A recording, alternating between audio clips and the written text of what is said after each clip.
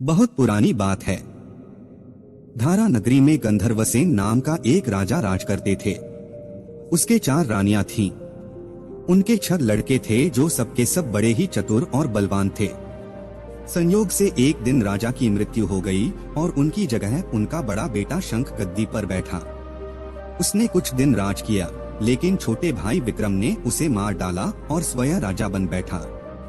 उसका राज्य दिनों दिन बढ़ता गया और वह सारे जम्बूद्वीप का राजा बन बैठा।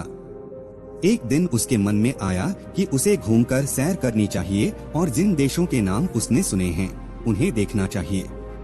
सो वह गद्दी अपने छोटे भाई भर्तृहरि को सौंपकर योगी बनकर राज्य से निकल पड़ा। उस नगर में एक ब्राह्मण तपस्या करता था। एक दिन देवता ने प्रसन्न होकर उसे एक फल दिया और कहा कि इसे जो भी खाएगा वह अमर हो जाएगा। ब्राह्मण ने वह फल लाकर अपनी पत्नी को दिया और देवता की बात भी बता दी।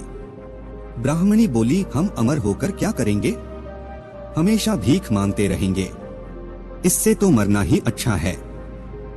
तुम इस फल को ले जाकर राजा को दे आओ और बदले में कुछ धन ले आओ। यह सुनकर ब्राह्मण फल लेकर राजा भर्तृहरि के पास गया और सारा हाल कह सुनाया। भर्तृहरि ने फल ले लिया और ब्राह्मण को 1 लाख रुपए देकर विदा कर दिया। भर्तृहरि अपनी एक रानी को बहुत चाहता था। उसने महल में जाकर वह फल उसी को दे दिया। रानी की मित्रता शहर कोतवाल से थी। उसने वह फल कोतवाल को दे दिया। कोतवाल एक वेश्या के पास जाया करता था। वह उस फल को उस वेश्या को दे आया। वेश्या ने सोचा कि यह फल तो राजा को खाना चाहिए। वह उसे लेकर राजा भर्तृहरि के पास गई और उसे दे दिया। भर्तृहरि ने उसे बहुत सा धन दिया, लेकिन जब उसने फल को अच्छी तरह से देखा तो पहचान लिया। उसे बड़ी चोट लगी, पर उसने किसी से कुछ कहा नहीं। उसने महल में जाकर रानी से पूछा कि तुमने उस फल का क्या किया? रानी ने कहा, मैंने उसे खा लिया। राजा ने वह फल निकालकर दिखा दिया। रानी घबरा गई और उसने सारी बात सच सच कह दी। भर्तृहरि ने पता लगाया तो उसे पूरी बात ठीक ठीक मालूम हो गई। वह बहुत दुखी हुआ। उसने सोचा, यह दुनिया मायाजाल है, इसमें अपना कोई नहीं। वह फल लेकर बाहर आया और उसे धुलवाकर स्वयं खा लिया। फिर राजपाट छोड़ योगी का भेष बना जंगल में तपस्या करने चला गया। भर्तृहरि के जंगल में चले जाने से विक्रम की गद्दी सूनी हो गई। जब राजा इंद्र को यह समाचार मिला तो उन्होंने एक देव को धारा नगरी की रखवाली के लिए भेज दिया। वह रात दिन वहीं रहने लगा। भर्तृहरि के राजपाट छोड़कर वन में चले जाने की बात विक्रम को मालूम हुई तो वह लौटकर अपने देश में आया। आधी रात का समय था। जब वह नगर में घुसने लगा तो देव ने उसे रोका। राजा ने कहा, मैं विक्रम हूँ, यह मेरा राज है। तुम रोकने वाले कौन होते? देव बोला, मुझे राजा इंद्र ने इस नगर की चौकसी के लिए भेजा है। तुम सच्चे राजा विक्रम हो तो आओ, पहले मुझसे लड़ो। दोनों में लड़ाई हुई। राजा ने जरा सी देर में देव को पछाड़ दिया। तब देव बोला, हे राजन, तुमने मुझे हरा दिया, मैं तुम्हें जीवन दान देता हूँ। इसके बाद देव ने कहा, राजन, एक नगर और एक नक्षत्र में तुम 3 आदमी पैदा हुए थे। तुमने राजा के घर में जन्म लिया, दूसरे ने तेली के और तीसरे ने कुम्हार के। तुम यहाँ का राज करते हो, तेली पाताल का राज करता था। कुम्हार ने योग साध कर तेली को मारकर शमशान में पिशाच बना सिरस के पेड़ से लटका दिया है। अब वह तुम्हें मारने की फिराक में है, उससे सावधान रहना। इतना कहकर देव चला गया और राजा महल में आ गया। राजा को वापस आया देख सबको बड़ी खुशी हुई। नगर में आनंद मनाया गया।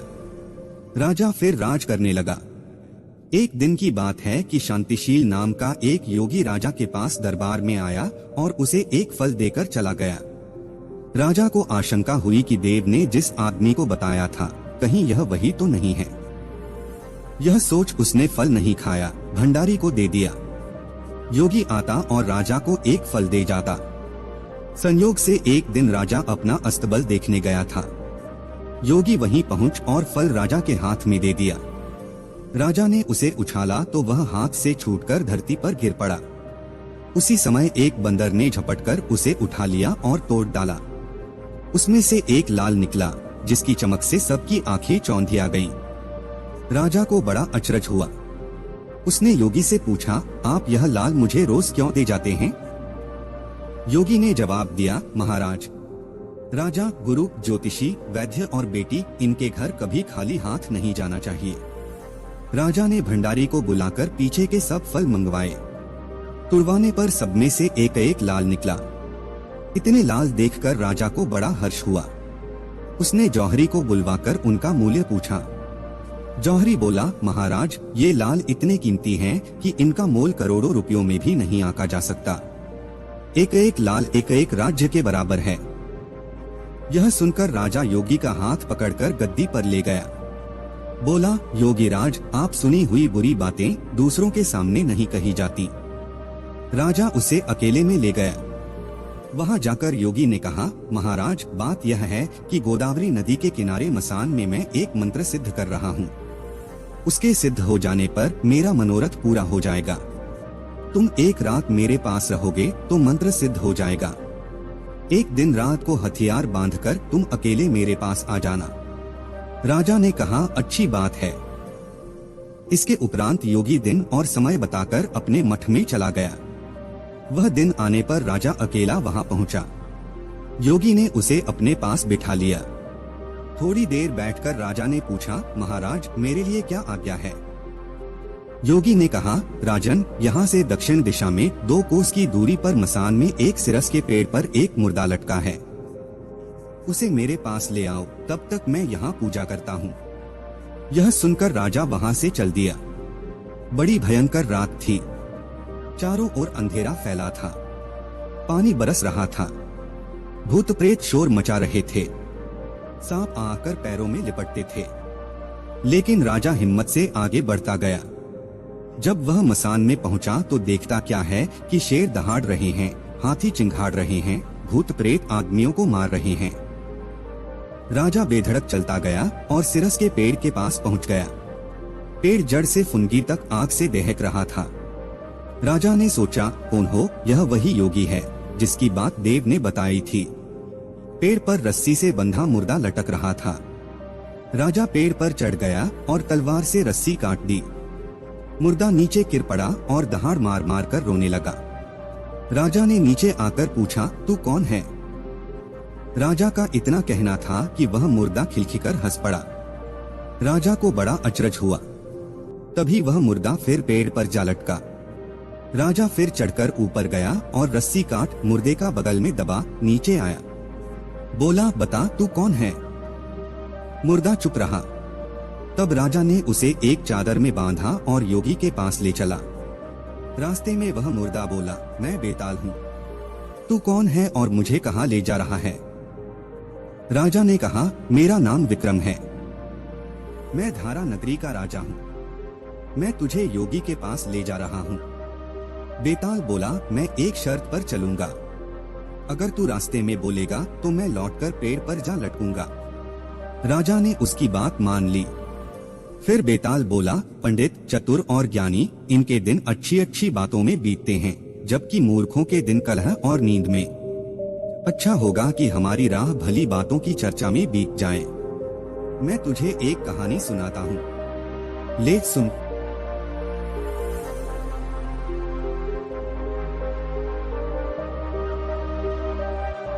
काशी में प्रताप मुकुट नाम का राजा राज्य करता था। उसके वज़र मुकुट नाम का एक बेटा था। एक दिन राजकुमार दीवान के लड़के को साथ लेकर शिकार खेलने जंगल गया। घूमते घूमते उन्हें तालाब मिला। उसके पानी में कमल खिले थे और हंस किलोल कर रहे थे। किनारों पर घने पेड़ थे जिन पर पक्षी चहचहा रहे थे। दोनों मित्र वहां रुक गए और तालाब के पानी में हाथ मुंह धोकर ऊपर महादेव के मंदिर पर गए। घोड़ों को उन्होंने मंदिर के बाहर बांध दिया। वो मंदिर में दर्शन करके बाहर आए तो देखते क्या हैं कि तालाब के किनारे राजकुमारी अपनी सहेलियों के साथ स्नान करने आई है। दीवान का लड़का तो वहीं एक पेड़ के नीचे बैठा रहा, पर राजकुमार से न रहा गया। वह आगे बढ़ गया। राजकुमारी ने उसकी ओर देखा तो वह उस पर मोहित हो गया। राजकुमारी भी उसकी तरफ देखती रही। फिर उसने किया क्या कि जूड़े में से कमल का फूल निकाला, कान से लगाया, दांत से कुतरा, पैर के नीचे दबाया और फिर छाती से लगा, अपनी सखियों के साथ चली गई। उसके जाने पर राजकुमार निराश हो अपने मित्र के पास आया और सब हाल सुनाकर बोला, मैं इस राजकुमारी के बिना नहीं रह सकता, पर मुझे न तो उसका नाम मालूम है न ठिकाना, वह कैसे मिलेगी? दीवान के लड़के ने कहा, राजकुमार आप इतना घबराएं नहीं, वह सब कुछ बता गई है। राजकुमार ने पूछा, कैसे? वह बोला, उसने कमल का फूल सिर से उतार कर कानों से लगाया तो उसने बताया कि मैं कर्नाटक की रहने वाली हूँ। दांत से कुतरा तो उसका मतलब था कि मैं दंतबाट राजा की बेटी हूँ। पांव से दबाने का अर्थ था कि मेरा नाम पद्मावती है और छाती से लगाकर उसने बताया कि तुम मेरे दिल में बस गए हो। इतना सुनना था कि राजकुमार खुशी से फूल उठा। बोला, अब मुझे कर्नाटक देश में ले चलो। दोनों मित्र वहाँ से चल दिए। घूमते फिरते सैर करते दोनों कई दिन बाद वहाँ पहुँचे। राजा के महल के पास गए तो एक बुढ़िया अपने द्वार पर बैठी चरखा काटती मिली। उसके पास जाकर दोनों घोड़ों से उतर पड़े और बोले, माई हम सौदागर हैं, हमारा सामान पीछे आ रहा है, हमें रहने को थोड़ी जगह दे दो। उनकी शक्ल सूरत देखकर और बात सुनकर बुढ़िया के मन में ममता उमड़ आई। बोली, बेटा तुम्हारा घर है, जब तक जी में आए रहो। दोनों वहीं ठहर गए। दीवान के बेटे ने उससे पूछा, माई तुम क्या करती हो? तुम्हारे घर में कौन कौन है? तुम्हारी गुजर कैसे होती है? बुढ़िया ने जवाब दिया, बेटा मेरा एक बेटा है जो राजा की चाकरी में है। मैं राजा की बेटी पद्मावती की धाय थी। बूढ़ी हो जाने से अब घर में रहती हूँ। राजा खाने पीने को दे देता है। दिन में एक बार राजकुमारी को देखने महल में जाती हूँ। राजकुमार ने बुढ़िया को कुछ धन दिया और कहा, माई कल तुम वहाँ जाओ तो राजकुमारी से कह देना कि जेठ सुदी पंचमी को तुम्हें तालाब पर जो राजकुमार मिला था वह आ गया है। अगले दिन जब बुढ़िया राजमहल गई तो उसने राजकुमार का संदेशा उसे दे दिया। सुनते ही राजकुमारी ने गुस्सा होकर हाथों में चंदन लगाकर उसके गाल पर तमाचा मारा और कहा, मेरे घर से निकल जा। बुढ़िया ने घर आकर सब हाल राजकुमार को कह सुनाया। राजकुमार हक्का बक्का रह गया। तब उसके मित्र ने कहा, राजकुमार आप घबराएं नहीं, उसकी बातों को समझें। उसने देसों उंगलियां सफेद चंदन में मारी, इससे उसका मतलब यह है कि अभी 10 रोज चांदनी के हैं। उनके बीतने पर मैं अंधेरी रात में मिलूंगी। 10 दिन के बाद बुढ़िया ने फिर राजकुमारी को खबर दी तो इस बार उसने केसर के रंग में 3 उंगलियां डुबोकर उसके मुंह पर मारी और कहा, भाग यहाँ से। बुढ़िया ने आकर सारी बात सुना दी। राजकुमार शोक से व्याकुल हो गया। दीवान के लड़के ने समझाया, इसमें हैरान होने की क्या बात है? उसने कहा है कि मुझे मासिक धर्म हो रहा है। 3 दिन और ठहरो। 3 दिन बीतने पर बुढ़िया फिर वहां पहुंची। इस बार राजकुमारी ने उसे फटकार कर पश्चिम की खिड़की से बाहर निकाल दिया। उसने आकर राजकुमार को बता दिया। सुनकर दीवान का लड़का बोला, मित्र उसने आज रात को तुम्हें उस खिड़की की राह बुलाया है। मारे खुशी के राजकुमार उछल पड़ा। समय आने पर उसने बुढ़िया की पोशाक पहनी, इत्र लगाया, हथियार बांधे। दोपहर रात बीतने पर वह महल में जा पहुंचा और खिड़की में से होकर अंदर पहुंच गया। राजकुमारी वहां तैयार खड़ी थी। वह उसे भीतर ले गई। अंदर के हाल देखकर राजकुमार की आंखें खुल गईं। एक से एक बढ़कर चीजें थीं। रात भर राजकुमार राजकुमारी के साथ रहा। जैसे ही दिन निकलने को आया कि राजकुमारी ने राजकुमार को छिपा दिया और रात होने पर फिर बाहर निकाल लिया। इस तरह कई दिन बीत गए। अचानक एक दिन राजकुमार को अपने मित्र की याद आई। उसे चिंता हुई कि पता नहीं उसका क्या हुआ होगा। उदास देखकर राजकुमारी ने कारण पूछा तो उसने बता दिया। बोला, वह मेरा बड़ा प्यारा दोस्त है, बड़ा चतुर है। उसकी होशियारी ही से तो तुम मुझे मिल पाई हो। राजकुमारी ने कहा, मैं उसके लिए बढ़िया बढ़िया भोजन बनवाती हूँ, तुम उसे खिलाकर तसल्ली देकर लौट आना। खाना साथ में लेकर राजकुमार अपने मित्र के पास पहुँचा। वे महीने भर से मिले नहीं। थे। राजकुमार ने मिलने पर सारा हाल सुनाकर कहा कि राजकुमारी को मैंने तुम्हारी चतुराई की सारी बातें बता दी हैं, तभी तो उसने यह भोजन बनाकर भेजा है। दीवान का लड़का सोच में पड़ गया। उसने कहा, यह तुमने अच्छा नहीं किया। राजकुमारी समझ गई कि जब तक मैं हूँ वह तुम्हें अपने बस में नहीं रख सकती, इसलिए उसने इस खाने में जहर मिलाकर भेजा है। यह कहकर दीवान के लड़के ने थाली में से एक लड्डू उठाकर कुत्ते के आगे डाल दिया। खाते ही कुत्ता मर गया। राजकुमार को बड़ा बुरा लगा। उसने कहा, ऐसी स्त्री से भगवान बचाए, मैं अब उसके पास नहीं जाऊंगा। दीवान का बेटा बोला, नहीं, अब ऐसा उपाय करना चाहिए जिससे हम उसे घर ले चलें। आज रात को तुम वहां जाओ। जब राजकुमारी सो जाए तो उसकी बाईं जांघ पर त्रिशूल का निशान बनाकर उसके गहने लेकर चले आना। राजकुमार ने ऐसा ही किया। उसके आने पर दीवान का बेटा उसे साथ ले योगी का भेष बना मरघट में जा बैठा और राजकुमार से कहा कि तुम ये गहने लेकर बाजार में बेच आओ। कोई पकड़े तो कह देना कि मेरे गुरु के पास चलो और उसे यहाँ ले आना। राजकुमार गहने लेकर शहर गया और महल के पास एक सुनार को उन्हें दिखाया। देखते ही सुनार ने उन्हें पहचान लिया और कोतवाल के पास ले गया। कोतवाल ने पूछा तो उसने कह दिया कि ये मेरे गुरु ने मुझे दिए हैं। गुरु को भी पकड़वा लिया गया। सब राजा के सामने पहुँचे। राजा ने पूछा, योगी महाराज, ये गहने आपको कहाँ से मिले? योगी बने दीवान के बेटे ने कहा, महाराज, मैं मसान में काली चौदस को डाकिनी मंत्र सिद्ध कर रहा था कि डाकिनी आई। मैंने उसके गहने उतार लिए और उसकी बाईं जांघ में त्रिशूल का निशान बना दिया। इतना सुनकर राजा महल में गया और उसने रानी से कहा कि पद्मावती की बाईं जांघ पर देखो कि त्रिशूल का निशान तो नहीं है। रानी देखा तो था। राजा को बड़ा दुख हुआ। बाहर आकर वह योगी को एक ओर ले जाकर बोला, महाराज, धर्मशास्त्र में खोटी स्त्रियों के लिए क्या दंड है? योगी ने जवाब दिया, राजन, ब्राह्मण, गऊ, स्त्री, लड़का और अपने आश्रय में रहने वाले से कोई खोटा काम हो जाए तो उसे देश निकाला दे देना चाहिए। यह सुनकर राजा ने पद्मावती को डोली में बिठाकर जंगल में छुड़वा दिया। राजकुमार और दीवान का बेटा तो ताक में बैठे ही थे। राजकुमारी को अकेली पाकर साथ ले अपने नगर में लौट आए और आनंद से रहने लगे। इतनी बात सुनाकर बेताल बोला, राजन, यह बताओ कि पाप किसको लगा है? राजा ने कहा, पाप तो राजा को लगा। दीवान के बेटे ने अपने स्वामी का काम किया।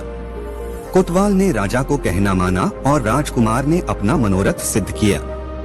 राजा ने पाप किया जो बिना विचारे उसे देश निकाला दे दिया। राजा का इतना कहना था कि बेताल फिर उसी पेड़ पर जा लटका। राजा वापस गया और बेताल को लेकर चल दिया। बेताल बोला, राजन, सुनो, एक कहानी और सुनाता हूँ।